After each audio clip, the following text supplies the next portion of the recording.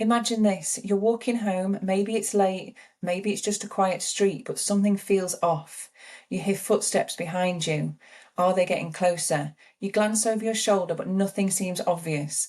Your heart starts racing. You tell yourself you're overreacting, that it's probably just someone heading in the same direction.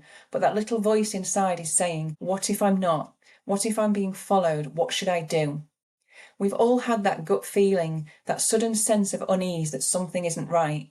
But do you know what to do if you're actually being followed? This is one of the most common questions we're asked. So today we're breaking down how to recognize if you're being followed, how to analyze the situation step by step, and how to take control so you can stay safe, confident, and in control. Welcome to Self-Defense to Women, Live an Empowered Life, the podcast that helps you stay safe, feel strong, and take control of your personal security, both physically and emotionally. I'm Julie Waite, and alongside me is Dene Josham, self-defense expert with over 30 years experience and former bodyguard of Angelina Jolie, Brad Pitt, and Russell Crowe. Together, we're here to share real-world strategies, expert insights, and practical tips to help you build confidence, set boundaries, and navigate the world with strength. If you find this podcast helpful, be sure to subscribe and leave us a review. It really helps us reach more women like you. Now let's dive in. So today we're covering what to do if you're being followed, and we are going to go through this step by step. But first, I just wanted to start off by sharing a little story of an advert that I saw the other day. So I think it was on Instagram or something, and it was an advert, and it was a woman on her own on a like a quiet country lane, and she was walking along, and she was looking behind her, and she was looking panicked, and she was going, "Oh my God, oh my God, oh my God! I don't feel safe. I'm being followed. Oh my God, oh my God!" And it was a good advert because it got my adrenaline going, and I was like, oh God, what's going to happen next? And then the next kind of shot was her activating a panic button on a keychain, one of these little clicker things that's linked to a phone app. And then she goes, oh, kind of like, great, I'm safe now. I feel so much better now. And I was half kind of like laughing and half going like, are you kidding me? Is this what we're selling to people as an idea of being safe? That if you click a button that some kind of team of people or someone is going to come and rescue you, even though you're on a country footpath, unless you've kind of got some sort of like Mission Impossible team that's going to drop down from a helicopter and save you within 30 seconds, a minute of you activating this alarm.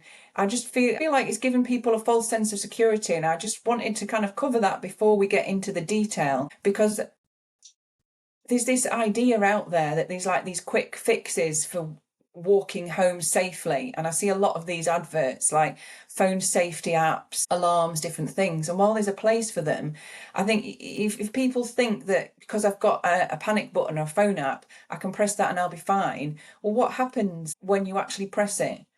How long is it going to take people to get to you? Even if you're connected up to emergency services, as some of them are they going to take 10 minutes, 20 minutes, half an hour? And for me, I just wanted to kind of get the point across that you have to take responsibility for your own safety. There's no quick fixes. And that's what we're here to kind of share today, that if you take these steps and you be aware and you know how to look after yourself, you can use all these things as well, but you don't rely on them. Don't think someone is going to come and save you. So I just have a little rant there because I saw that advert and I thought it was quite irresponsible, actually, because there will be people that have gone and bought that and think, I can click the button and I'll be safe. And you're in the middle of nowhere on a country path on your own. Like you have to deal with the situation. So that's my little rant over with. I'm sure you'll want to kind of say something on that, Dean.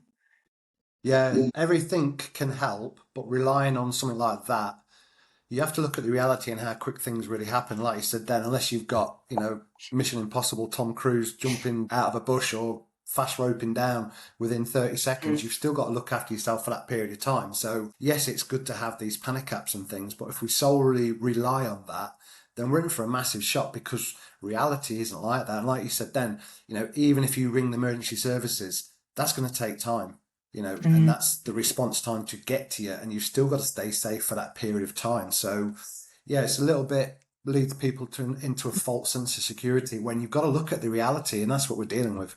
Yeah. So I think just to start out by thinking, right, I'm self-reliant. If I'm walking home at night, if I'm walking the dog in the countryside, whatever it is, if I'm out jogging, I'm self-reliant. I need to think that I am going to fix this situation, and I can't just get a panic app or an alarm and think, well, that's ticked off, job done. I think that's where people then get into trouble, because something does happen and you've pressed the button or you've set off the alarm and they're still coming at you, and what are you going to do then? So Yeah. all of that said, what are the things that we need to consider if you do think you're being followed? What are things that you need to think about? Where you are and what you're doing. Depending where you are, as always, your environment, what's going on around you, what time of day, what time of night it is, what you've been doing, where you're going. For me, I always say, distance is your friend. If you think you're being followed, then keep that distance, because if I can't physically put my hands on you, then I can't physically hurt you. Are you on a country path with no one around you?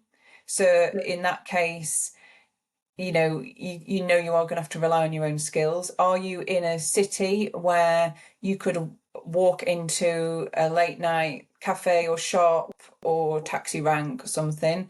Are you in a dodgy part of town? Are there any people around? Are the cars on the road? And then it's thinking about, we'll come to it in a bit. Knowing where you are and what's happening, you can then know what options you've got available to you. I think you've got to be realistic as well. You've got to know your environment. You've got to potentially maybe do a little bit of understanding, research. Like you said, then, where's the sketchy part of town? Can I avoid that? Just being kinder to yourself. Anything I've ever done professionally and privately, is understanding where I am, what's going on around me, the environment, the expectations, how that changes day and night, and being aware of that, because the more aware you are, the more things you can do to stay safer. Yeah. And then the other thing is that you need to kind of know what the motivation is of someone that is following you. So if someone is following Mhm. you, there's only going to be two things that they want. One is that they want your belongings, so they want to rob your phone, your bag, whatever, your jewelry. Or the other one is that they're after you, and it's some sort of sexual assault of some kind, an Yeah, attack of some kind. And then there's two very different responses based on that, and we'll come to that later, what to do in each of those options. But I think if you know that, then if you when you get into a situation, you can then think, right, well, which response do I need? yeah, definitely. I think it's also, thinking about a plan B.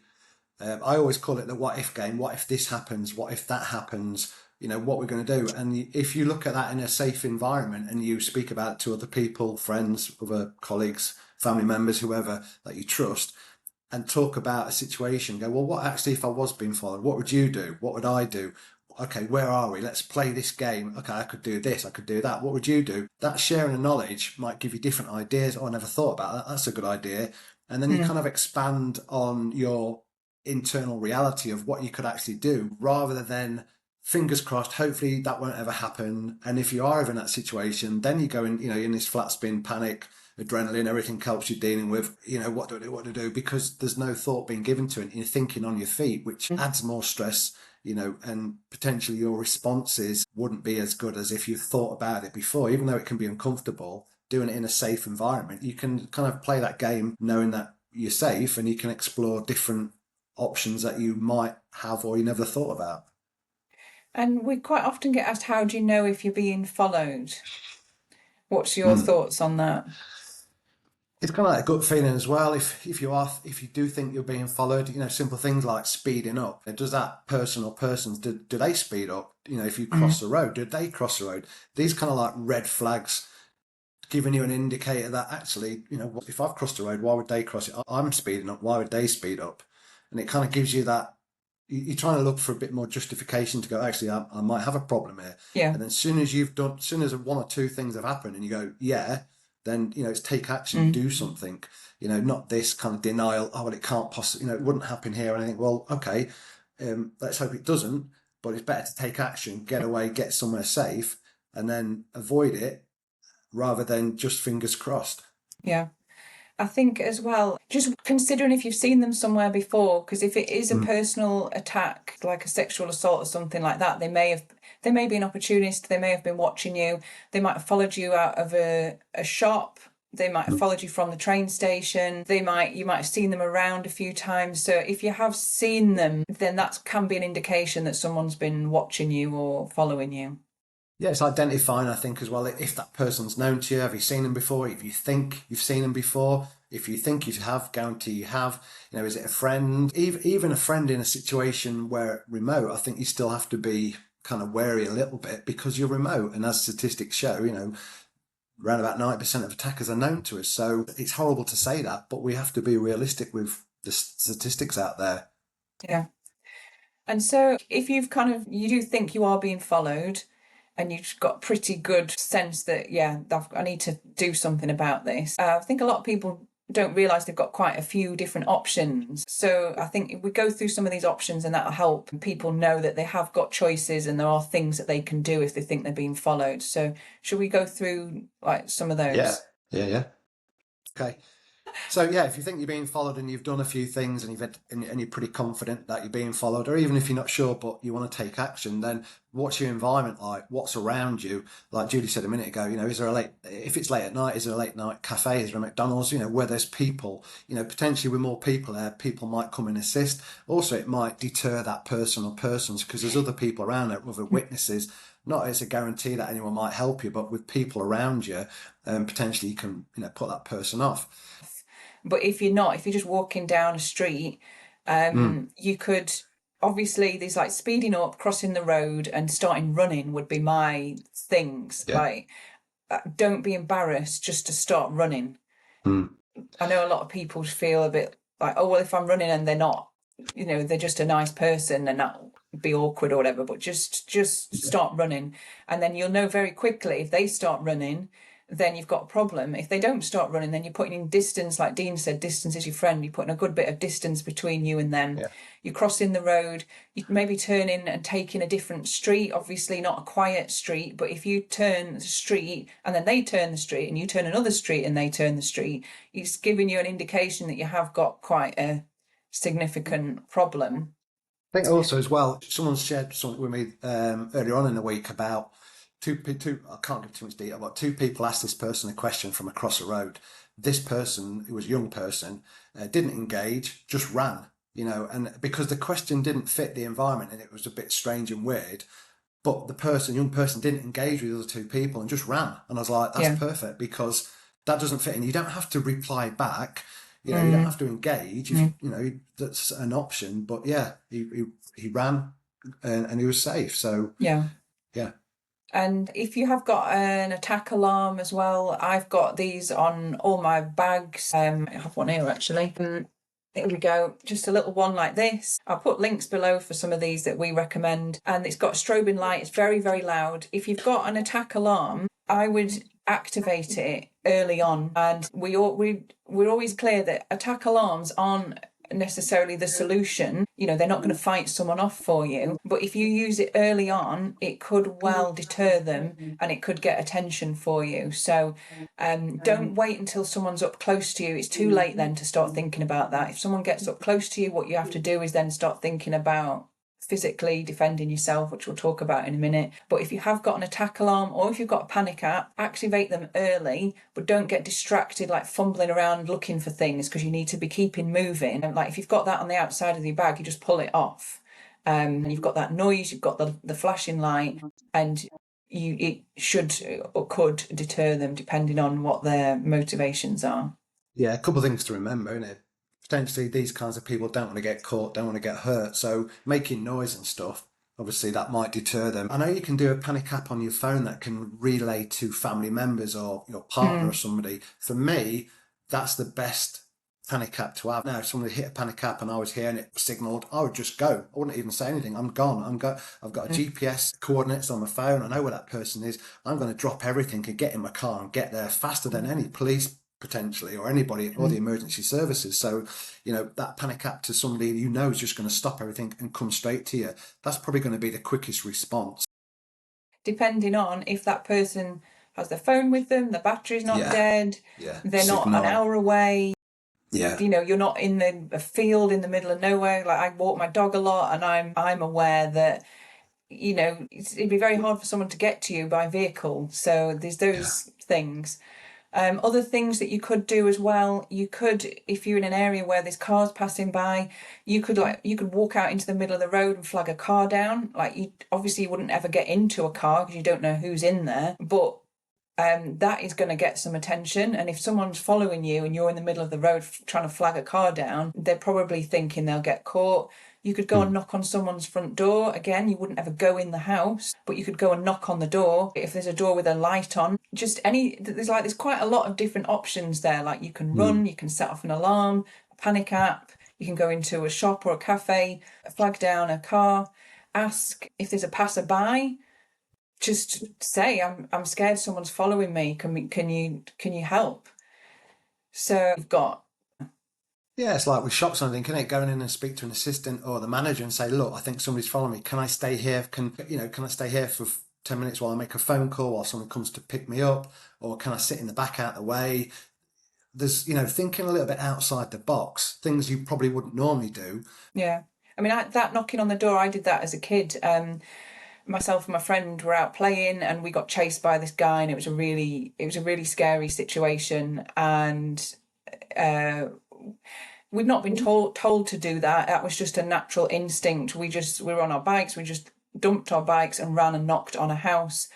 Thankfully for us, there was a nice lady answered who had kids, and we went in for 10 minutes, and then she took us back out, and he'd gone. Like, I wouldn't be advising anyone to go into anyone's house, but that's just what we did at the time, not thinking. So I want to cover, like, if you haven't managed to get away from them, and the person gets up to you and you've then got some sort of interaction with them. We said there's those two options earlier. They're either after your stuff or they're after you personally. So if it is a street robbery, how would you suggest that someone deals with that? Well, your life is more valuable than any possessions you've got, even if you've got a Ferrari. For me, you're irreplaceable. Somebody needs you. Somebody depends on you. So for me, if somebody's after your possessions, give them up. Um, you can replace them. You've got insurances. You can get new stuff. As uncomfortable as irritating as that might be, that's just stuff. You cannot be replaced. So for me, if they're after my stuff, fine, it's gone. Yeah. If they're after me physically, that's for me, it's a different response. Yeah. So, like Dean said, if they want your phone, your bag, whatever, give it to them. Try and stay calm and non-confrontational. Once you've given them the item, whatever it is they want, you want to start trying to, like, get away, get some distance between you, and just keep an eye out on them. That, you might have given them your bag, but they might then decide they want to do something else. They might change it from, oh, I wanted your stuff, but now I'm going to try and assault you. So just make sure that you keeping an eye on them, try and get away as soon as you can, and then make sure you report it. Not necessarily because the service isn't going to do anything about it, but you'll need to get police crime numbers for insurance and things like that. And it is good to report these things so that police can see if there's patterns and things that's happening in a certain area. I would say as well, if they're after my stuff like my phone, if I can, I would fumble it rather than pass it to them, just because I'd still want to try and keep that distance. Although it might be very difficult if they've got quite right close up to you somehow. If I can fumble it, then I know if they really want my stuff, they're going to go for my stuff. That might give me a few seconds to run away. And if all they're after is my stuff, my phone, my wallet, then they're not going to be bothered about me running away because they've got what they wanted. But if they want me and they're trying to deceive me to get close enough, then that might be what they're trying to do, is get close enough to grab me. It's a tricky one because obviously there's a lot of things going on. But potentially I would try not to hand it to them, but I might have to, depending on what's going on. So a judgment call at the time, which is a tricky one for anybody. And then we've got that scenario then, if someone has got up to you for whatever reason and they're actually trying to get physical with you, they're trying to assault you, maybe they're trying to drag you into some bushes or an alleyway or something like that. And that's the moment then, like Dean said, that you have to go into this, like, really ferocious fight mode. You have to get the mindset. We talked about that in episode 1. Go and have a look at that. You have to get this mindset that this person is trying to hurt me, and you don't know what their ultimate end goal of that is. You've got to do whatever you can and whatever seems appropriate to get away from them. Yeah, So what's yeah. Sorry, go on. I was just going to say, like, if we can give people a few steps, obviously we can't teach full self-defense lesson here. If Yeah, people want to do that, we have got an yeah, online course, Self-Defense for Women, which I'll link below, have a look at, because we've got loads of demo videos of what to do, yeah, and things like how to get out of a hair grab, a rear grab, if someone gets you pinned on the ground, if someone's trying to strangle you, we've got demos for all of those things. But like, if yeah, we had to give a summary of like, what do people yeah. physically do? Looking for soft tissue damage, meaning the face area, eyes, throat, all this squishy stuff around here. Because, like for me, I'm sort of quite a big guy, but my stuff isn't any tougher than yours. So realizing these vulnerabilities we have, the eyes, the throat, obviously the groin area as well, depending on the sex of the person, all these soft tissue areas that you can create damage with these. And keeping it simple, basic, and pretty raw is one of those things as well. Depending on the person or persons, and if they've had drugs, things like this, then hitting them, punching them might not be effective because the physical state they're in, an emotional state. So you might have to actually create damage, mess with the vision, shut down the system as well, with the airway, things like that, that will stop that person. And at basic, simple, you can access these areas, whether they're close, that close proximity is somebody, you can access them quite easily as well. I think don't like Dean said, don't think about trying to punch or kick or anything like that. Just use your hands and do whatever damage you can do to like as Dean said, those soft tissue areas. Scratch, bite, rip, shred, spit in their face, like go into that Yeah. kind of like really, really savage, scream, make as much noise as you can. You want to be like this absolute ball of chaos and power and ferociousness that like they are going to think, oh, hang on a minute, this person isn't a pushover. I don't really want to get my eyes ripped out, my throat pulled at, my groin destroyed, so they clear off. So you've really Yeah. got to go full power, full savage, and really, really go for it if you're in that kind of situation, because you're potentially fighting for your life or fighting not to be Yeah. sexually assaulted. Yeah, it's a difficult one, isn't it? Because there's no right or wrong response. It's a personal response. That's kind of my viewpoint, our viewpoint. Other people's Yeah, might be compliant as long as you survive. But yeah, then yeah. there's a lot of consequences to that and the aftermath and things like that, like everything. So it's a real difficult one because it's obviously individual and what that person is Yeah. comfortable with and everything.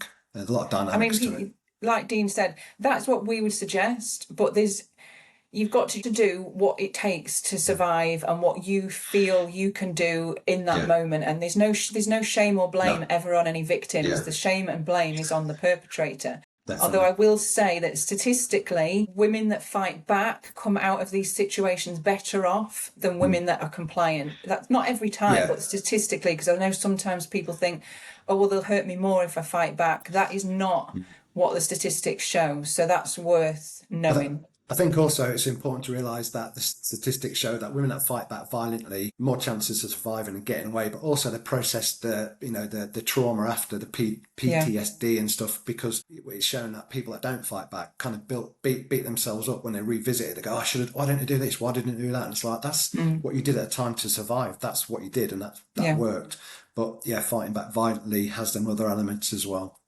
And then obviously once they're incapacitated enough that you need to then run, get away. That's Yeah, the aim. The aim is to be able to incapacitate them enough so that you can get away. yeah. Legally, you need to do what is reasonable, appropriate, proportionate and necessary. So it's kind of like, but if you're in a street late at night and someone's dragging you in the bushes, to me that's like a full fight